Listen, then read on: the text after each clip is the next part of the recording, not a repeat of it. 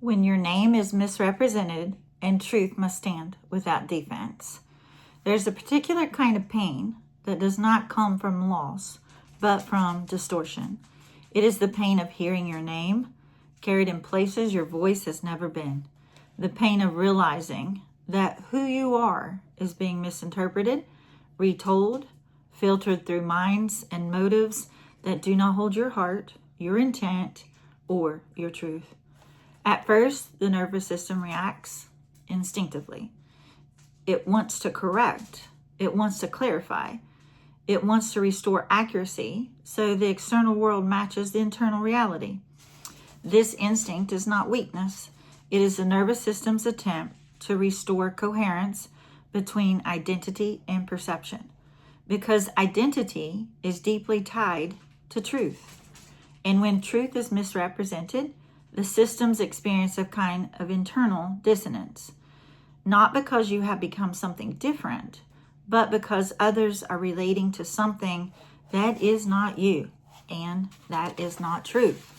This creates one of the most disoriented psychological experiences a human being can face: to be known inaccurately and to be powerless to control that narrative. This is where emotional and spiritual maturity begins to deepen, because you come face to face with the truth that changes everything. You cannot control who others believe you are. You can only rename who you actually are. What misrepresentation does internally: when your name is misrepresented, several internal processes activate simultaneously. The nervous system seeks correction. The brain is wired for social coherence. When others misunderstand you, the brain experiences a subtle threat response, because belonging and accurate perception historically meant survival. This can create urges to explain, rumination about conversations, desire to defend yourself, mental rehearsing of what you would say. This is not ego. This is the nervous system seeking resolution. But maturity teaches you that resolution does not always come externally. Sometimes it must come internally. Number 2, it forces identity separation. When misrepresentation happens, you are forced to separate two things: who you are and who others perceive you to be.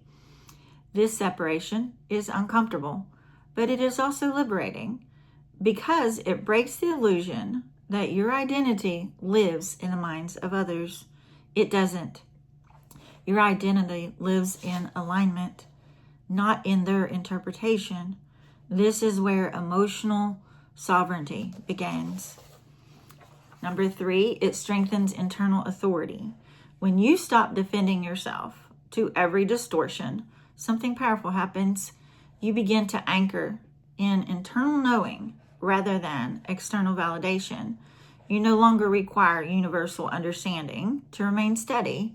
You stop outsourcing your identity to public opinion. This is how inner authority is formed, not through being understood, but through remaining aligned, even when misunderstood. Number 4, it exposes who is capable of perceiving truth. Misrepresentation becomes a filter. People who operate from projection will believe distortion. People who operate from clarity will perceive truth through your consistency. You do not need to convince those committed to misunderstanding. Truth reveals itself through time and coherence, not force. The psychological shift from defense to stability. Early in healing, people defend themselves because their identity still feels externally vulnerable. An integration occurs, something shifts. You stop defending because you realize truth does not require constant protection. It requires consistency. Defense often comes from fear that distortion can alter who you are, but distortion cannot alter truth. It can only alter perception. And perception eventually reconciles itself with reality through observation. This is why stability becomes more powerful than explanation. When you remain calm, consistent, and aligned, the nervous system signals certainty. Certainty does not argue. It remains. What happens when you stop defending yourself? Several things begin to reorganize internally. Your nervous system stabilizes. You stop living in a reactive loop.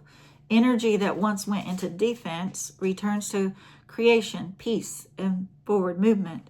Your identity detaches from external control. Others lose the ability to destabilize you through misrepresentation because your sense of self is no longer dependent on their agreement. Your presence becomes more grounded. People can feel when someone is internally anchored. It creates an energetic coherence that does not need to announce itself. Truth begins to reveal itself naturally, not because you forced it, but because truth is self-consistent. Distortion requires maintenance. Truth does not. How to navigate misrepresentation with strength. Anchor in internal clarity. Remind yourself, I know who I am. I know who I am. I know what I've done. Identity is not negotiated externally. It is lived internally. Number 2, resist the urge to correct every narrative. Not every misunderstanding requires your intervention. Some distortions collapse under their own inconsistency. Your peace is more valuable than universal agreement. Number 3, let your life be the evidence. Consistency resolves what words cannot. People eventually perceive patterns. Truth becomes visible through coherence over time. Number 4, protect your nervous system.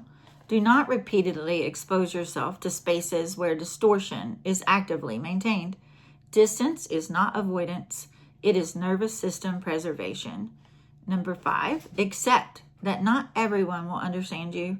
This is one of the final steps of emotional integration. You release the need to be universally understood, and in doing so, you become internally free. The deeper truth, misrepresentation often happens when you stop participating in roles others depended on you to play. When you change, grow, or reclaim yourself, others must update their perception or protect their existing narrative. Not everyone will update. Some will persevere the version of you that allowed their worldview to remain intact. This is not your responsibility to fix. Your responsibility is alignment, not perception management. The outcome of standing without defense. When truth stands without defense, something profound happens. You stop fighting for your identity. You start living from it. Your nervous system relaxes. Your presence becomes steady. And slowly, quietly, without force, truth stands on its own. Because truth does not need volume. It needs consistency. And I'm praying for you if this has happened to you. And I just want you to know the one thing that you have to ground yourself with is that you know who you are. You know the truth, and you know that that isn't. And for whatever reason, and it doesn't matter. It's not your business to know what other people think of you, because people have perceptions that are inaccurate, and you can't change their minds. You can't change the narrative. You just have to know who you are, and you have to stand on that truth, and you have to live from that truth. And walking with the Lord and abiding with Him, He shows you your identity. He knows. He validates. He stamps His approval on you. And you know what? If God is for you, who can be against you? And when you purposely, intentionally living, putting Him first, He says, no weapon formed against you shall prosper. And He's going to take it all and use it for the greater good. And that's true. What has happened to you? It's not what's wrong with you at all. I want you to know that. It's what happened to you. What happened to you explains everything. But it also, people don't know that. You chose to be quiet. And if you choose to be quiet, good for you, because you know who you are. And that's all you need to know. The Lord knows, and you know, and the people that love you know. And that's truly all that matters. Your circle consists of those who love you and know you, and the rest of the people are just noise. You know what? They can take and tarnish your reputation, but they can't take away your character or your truth or who you truly are. And that is what you hold to. That is what grounds you. And so I'm praying for you. If you have been misrepresented in any way, know that not everyone believes that, okay? And, the peace comes from knowing that the Father knows your heart. And it's hard, but I'm praying for you.